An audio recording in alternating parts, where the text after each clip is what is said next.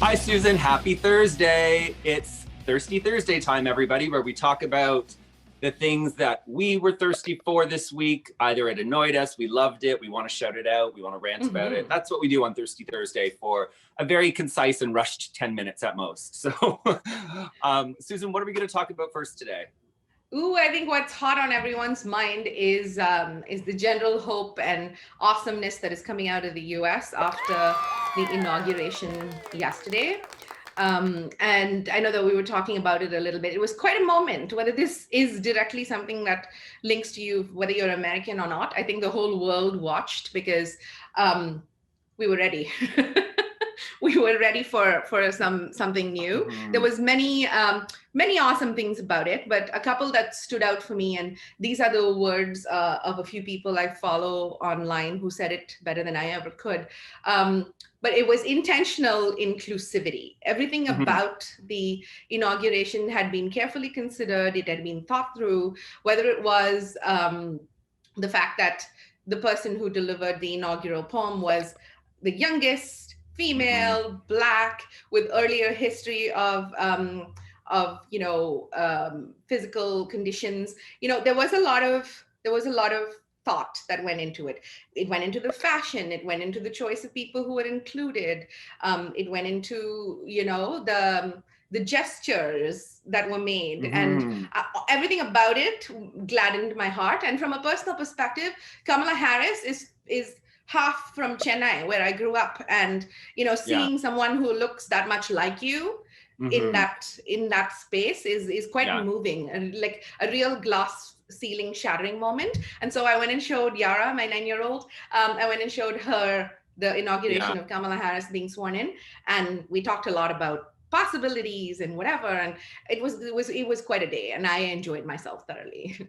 Yeah, I unfortunately wasn't able to watch very much yesterday, and I only saw a few of the highlights, but symbolically it just felt like, yes, one door is closing, another one is opening. With all the past presidents there was a screenshot I saw of Michelle Obama going yes, like in the audience when Kamala Harris came up. So it's and I'm glad, they were talking, maybe we shouldn't do a big thing because of COVID and what that represents. But symbolically, I feel the nation and the world needed this. So it was great to see. Yeah. Now, the reason we started Thirsty Thursday is we always wanted to talk about our podcast episode, the 4 a.m. report that we released this week. So we released it just earlier today, Thursday at 4 a.m., the 4 a.m. report. Today, we talked about podcasting, but we talked specifically about really using that podcast as an anchor piece. And I think we went through a list of all the different ways we take our 1 20-minute episode and turn it into so many different bite-sized pieces of content in different formats, little audio snippets, blog posts, social copy, quotes, guest profiles. It really is amazing. We always call our podcast, and specifically the transcript too that we pull, the gifts that keep on giving. I agree. Yeah, that's really cool. It's not new information, but it's become mainstream right now. And using that transcript for multiple things is really a responsibility. So you should think about that. Then what were the other things on our mind, Will? Sort of going back to the subject of inclusivity and some meaningful symbols. Last week, Mattel talked about a doll they've released, a new doll, and it's a Maya Angelou doll. And I know that you and I talked about whether this was like truly representative of Maya Angelou and whether the brand mashup was the perfect one.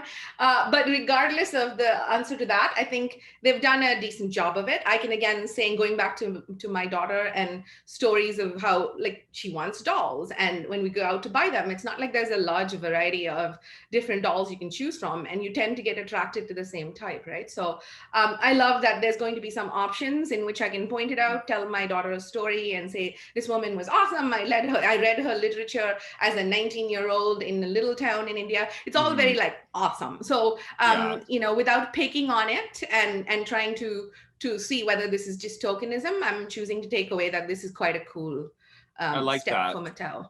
I think that is very cool. Moving on, we did want to talk about 2 new social media platforms that you've been playing around on a little bit. Why don't you talk about those? I think, well, one of them is Clubhouse. Technically, Clubhouse was it started, I think, early last year, but it really started to, the culture of FOMO, invitation only, started to pick up a little bit closer to the That's end right. of the year. That's right. I can't, well, you sent me an invite actually, but I can't just go on. I have to be invited by a member. You have to be invited by someone. And unlike most other platforms, there's a limited number of invitations. It seems like they're opening it up now because suddenly I see more invitations in my box and I'm not necessarily active. But I know that you were asking and you were like, what are my sort of early thoughts about this from having been there for, I don't know, a month now? I'd say if you're in marketing, you definitely want to check it out. You definitely want to understand what's out there. If you're in the audio medium, especially in the podcasting world, it's quite an interesting opportunity because it truly does provide the ability to walk into a room and meet somebody quite significant, like your larger business names, celebrities. Oprah's on there, Michelle Obama's on there. So there's lots of possibilities of that sort. But that said, you really have to put some time into it. Like it took me hours to be like, I'm like, what are these rubbish rooms? When I first went in there, it was a bunch of like singles, a bunch of follow rooms and whatever. And I'm not going to just go and join that. So I ended up going on LinkedIn and sorting through some of my contacts who talked about Clubhouse. And then I tried to follow them and what they're following. So it's a process. You can't expect to, unless you have all day to sit around and chat with people, you probably want to put some thought into it, and maybe LinkedIn is a good way to get into it. So I would say don't dismiss Clubhouse for sure, but don't expect to hop in there and be like, oh, the deal started happening because I met all the venture capitalists and they all gave me money. Nope, that's not going to happen. Of course not. And then what was the other one that you said that you were experimenting around on? Signal. Well, Signal again as well has existed for a bit. And you know that in the summer this year, a number of people took a stance on the Facebook universe. And I myself haven't been on Facebook or on Instagram, but I keep being annoyed at myself that I haven't found a viable option for WhatsApp, because I have a number of friends in different parts of the world and WhatsApp tends to be a good way to... And WhatsApp, of course, is part of the Facebook universe. Part of the Facebook group. So I've been a little irritated with that, but then lately Signal's picked it up. Signal is an alternative platform like WhatsApp, a messaging service. And they've picked up their own messaging massively. They're talking about, ooh, we don't care about you. So a lot of like clever copy to say that your data is not going to be distributed, and the internet's going wild with thirst over all of it. So I myself, I'm trying to make the move. It means I have to take my friends with me, which is harder than, you know, but I'm going to try, because I feel like when you take a stance, you really need to cut the whole thing out. Because what did actually blow it up this week was the fact that many people discovered that Facebook's policy, or WhatsApp shares all their data. The assumption was that they didn't share data, but they do, in fact. So leaving Facebook and not leaving WhatsApp doesn't serve anyone's purpose. Okay, one thing I wanted to talk about, in Toronto Life this week, there was a Q&A. Randy Singh, he has started something called Not UberEats.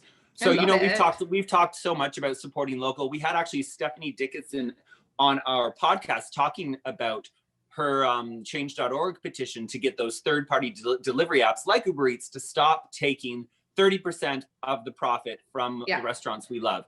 Convenience often, especially right now, convenience seems to win over maybe our ethical desires at times. But the point of Not UberEats, the idea is Toronto restaurants who have their own delivery service, maybe their own online ordering or curbside pickup, he wants them all on this one hub called Not UberEats. So someone like me can go check out restaurants in an easy way, you know, get that whole list like Uber would, and use that. The great thing is it's completely not for profit.